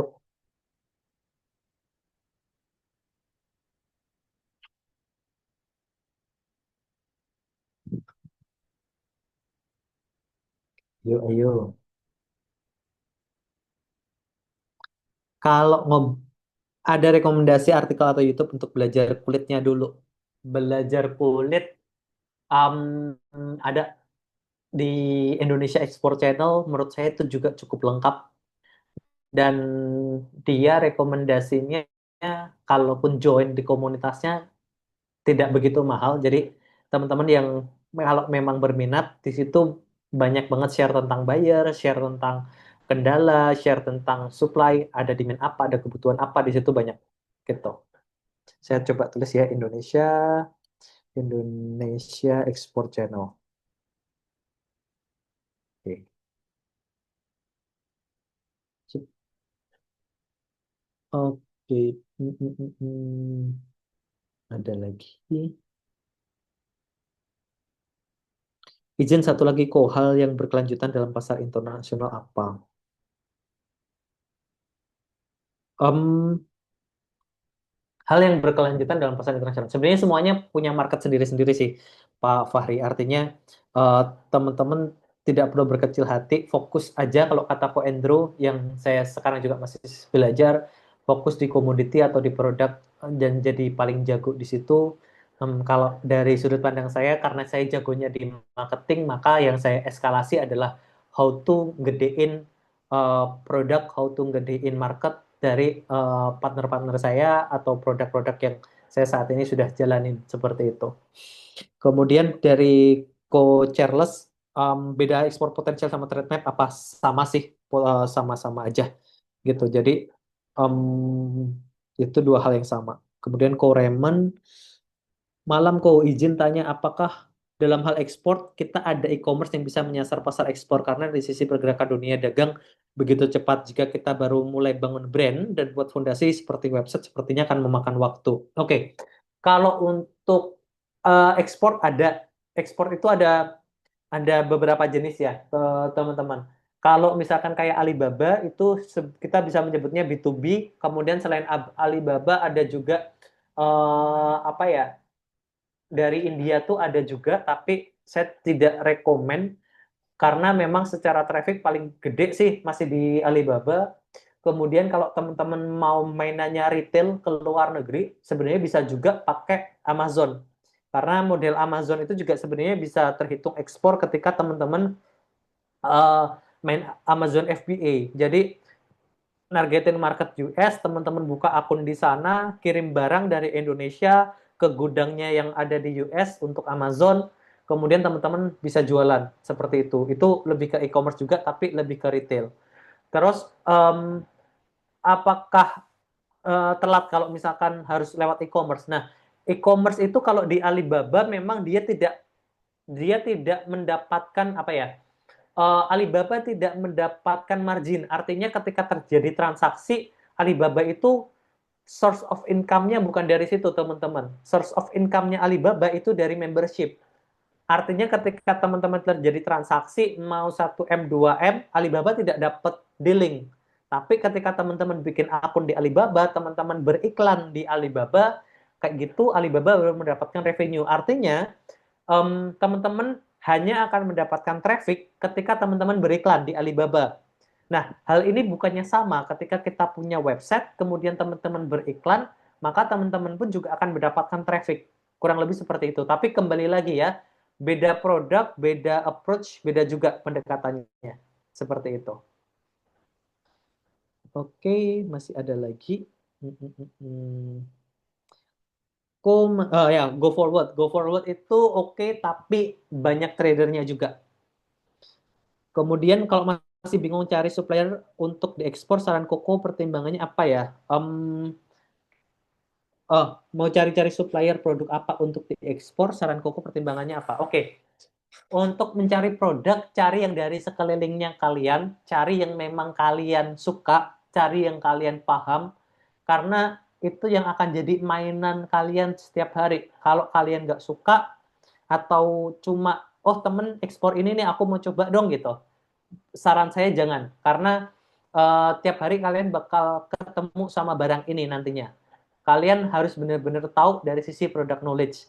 Terutama kalau teman-teman memang bisa dapetin dari sekitarnya masing-masing. Seperti itu.